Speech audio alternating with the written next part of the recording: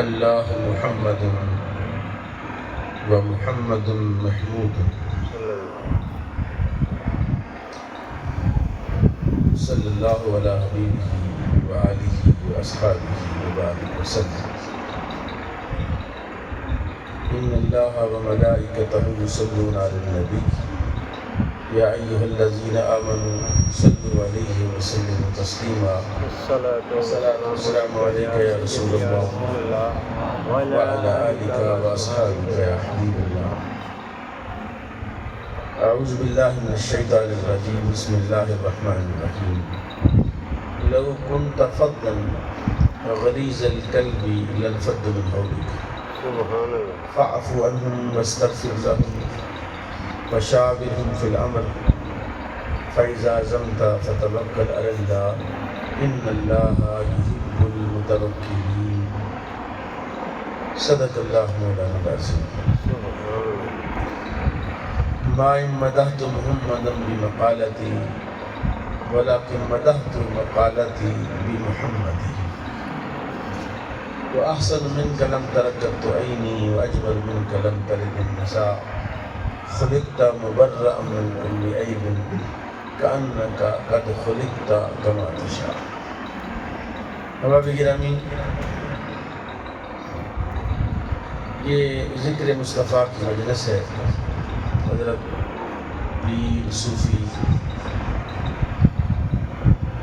نعمت علی صاحب محمد سیفی آپ کی صدارت میں اور ہمارے انتہائی محترم سینئر در سلسلہ طریقت محترم پیر طریقت پیر صوفی مجاہد سیفی صاحب، پیر صوفی حکیم سہیل صاحب، دیگر ہمارے مشائخ علماء جو یہاں جلوہ افروز ہیں، ہم ذکر مصطفیٰ کرنے جا رہے ہیں اور رسول اللہ کے ذکر کی یہ تاثیر ہے کہ وہ دلوں کے بند تالے کھول دیتا ہے۔ سبحان اللہ، سبحان اللہ۔ کوئی بندہ بڑا دل کو ٹکے بیٹھے گا، جب وہ ذکر مصطفیٰ سنتا ہے تو اس کا دل جو ہے وہ خود مچلنے لگتا ہے سبحان اللہ۔ کہ ذکر اتنا سونا ہے۔ اللہ محمد و محمد محمود۔ اللہ وہ ہے جس کی بار بار حمد کی جاتی ہے۔ ساری کائنات وَإِن مِّن شَيْءٍ إِلَّا يُسَبِّحُ بِحَمْدِهِ وَلَٰكِن لَّا تَفْقَهُونَ تَسْبِيحَهُ۔ کائنات کی کوئی شے ایسی نہیں جو میرے اللہ کی حمد نہیں کر رہی، لیکن اس کی حمد کو سمجھنے کے لیے ہمارے پاس وہ شعور نہیں ہے، وہ عقل نہیں ہے۔ اس کو اللہ نے خود کہہ دیا وَلَٰكِن لَّا تَفْقَهُونَ تَسْبِيحَهُ، آپ اس کی تسبیح کو سمجھ نہیں سکتے۔ تھوڑا میرے لیے مشکل ہو رہی ہے کہ آپ میری طرف اس طرح دیکھ رہے ہیں جیسے میں افغانستان سے آیا ہوں، حالانکہ میں بھی آپ کی طرح ایک شکر گڑھی بنتا ہوں۔ یہ ساتھ ہی میرا گاؤں ہے نورکوٹ کے پاس، اور ہمارا جو ریلوے اسٹیشن ہے وہ نورکوٹ ہے۔ آپ اندازہ کر لیں کہ میں اتنے دور سے کوئی نہیں آیا، تو جب تک آپ کا اور میرا مزاج نہیں ملے گا تو میں بات شروع نہیں کروں گا، کیونکہ ذکر مصطفیٰ کا ایک معنی یہ بھی ہے کہ اللہ نے ذات مصطفیٰ میں یہ کمال رکھا ہے، حضور کی ذات میں یہ کمال تھا کہ کوئی ایسی چیز جو اکھڑ مزاج بھی ہوتی ہے، کچھ دیر رسول اللہ کے پاس گزارتی تو اس کا مزاج حضور کے مزاج کے مطابق ہو جاتا۔ حضرت انس کا ایک گھوڑا تھا جو کہتے حضور بڑا اڑیل ہے، جب اڑ جاتا ہے تو پھر اس کو جتنا مرضی مارو، اس کی لگامیں کھینچو، بند کرتا نہیں جاتا۔ ایک رات مدینہ پاک میں ایک بہت بڑی چیخ سنی گئی، اتنی خطرناک چیخ تھی کہ مدینے والے ڈر گئے۔ سبحان اللہ۔ سارے مدینے والے باہر نکلے، کٹھے ہو گئے، تو پریشان تھے، اتنی چیخ کی آواز آئی ہے، اتنی چنگاڑ ہے، اتنی چیخ ہے، یہ کدھر سے آئی ہے؟ ابھی باہر نکلے تھے تو سامنے سے رسول اللہ واپس تشریف لا گئے۔ سبحان اللہ تو رسول پاک بغیر زین کے حضرت انس کے گھوڑے پر بیٹھ کر آپ تشریف لے گئے، سبحان اللہ اور آپ نے حضرت انس سے کہا تو کہتا یہ اڑیل ہے، میں نے تو اس کو سپیڈ کا سمندر پایا ہے۔ سبحان اللہ سبحان اللہ حضرت انس کہتے اس کے بعد کبھی بھی اس گھوڑے نے اڑی نہیں کی، میں اس کو کھینچ کھینچ کے رکھتا کہ کہیں رسول اللہ کی سواری سے آگے نہ بڑھ جائے۔ سبحان اللہ وہ بھائی کا واقعہ تھا، انہوں نے سنا، انہوں کہتے گٹری لے کے کھڑی تھی کہ مدینہ چھوڑ جانا ہے، مکہ چھوڑ جانا ہے۔ حضور نے پوچھا بھائی کیا بات؟ اس نے کہا گٹری بھاری ہے، دور جانا ہے، کوئی حمال نہیں مل رہا، کوئی گٹری اٹھانے والا نہیں مل رہا۔ آپ نے فرمایا جس کا بوجھ کوئی نہیں اٹھاتا میں اٹھاتا ہوں۔ سبحان اللہ بوجھ اٹھایا۔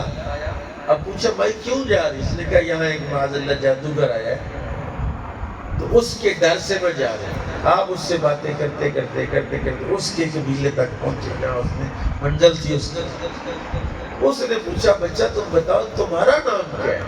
سبحان اللہ آپ نے فرمایا بھائی جس سے ڈر کے تو جا رہی ہے میں ہی وہ محمد ہوں۔ سبحان اللہ سبحان اس اللہ نے کہا اگر تو وہ محمد ہے تو پھر میں مکہ چھوڑ کے نہیں جاؤں گی، مجھے ساتھ ہی لے جا۔ سبحان اللہ یعنی رسول اللہ کا مزاج ایسا تھا، یہاں تک کہ حضور صلی اللہ علیہ وسلم اگر کسی پتھر کے پاس چند گھڑیاں بیٹھتے تھے تو وہ پتھر بھی پگھل جاتا تھا، بے شک نرم ہو جاتا تھا۔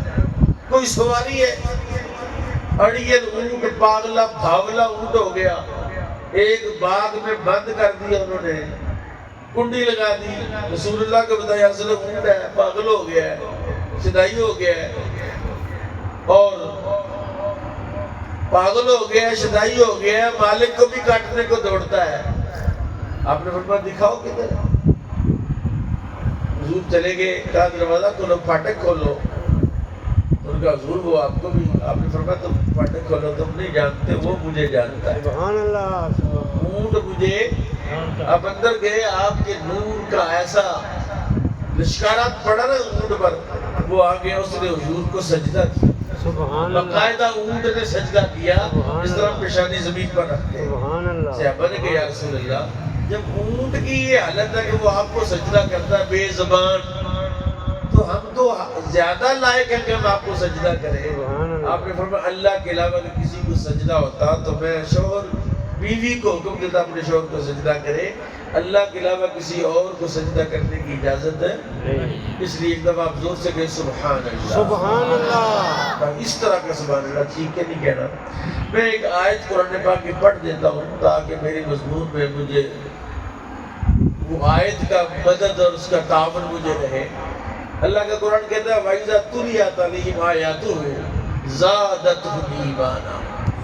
سبحان اللہ مومنوں کی نشانی ہے، ایمان والوں کی علامت ہے کہ جب ان پر قرآن کی آیتیں پڑھی جاتی ان کا ایمان بڑھ جاتا ہے۔ سبحان اللہ سبحان الحمدللہ ہم سارے مومن یہاں بیٹھے ہوئے ہیں، تو میں شعر شور تو مجھے نہیں آتے، علامہ صاحب نے بڑی خوبصورت گفتگو فرمائی، بڑا مزہ آیا، لیکن وہ بہت شعر پڑھ رہے تھے، میں سوچ رہا تھا مجھے تو شعر آتی نہیں، کدھر جائے، تو مجھے صرف قرآن شریف آتا ہے، تو میں نے اس لیے یہ آیت پڑھی ہے تاکہ جب بھی آپ قرآن کی آیت سنیں تو میں امید کرتا ہوں آپ کا ایمان بڑھے گا۔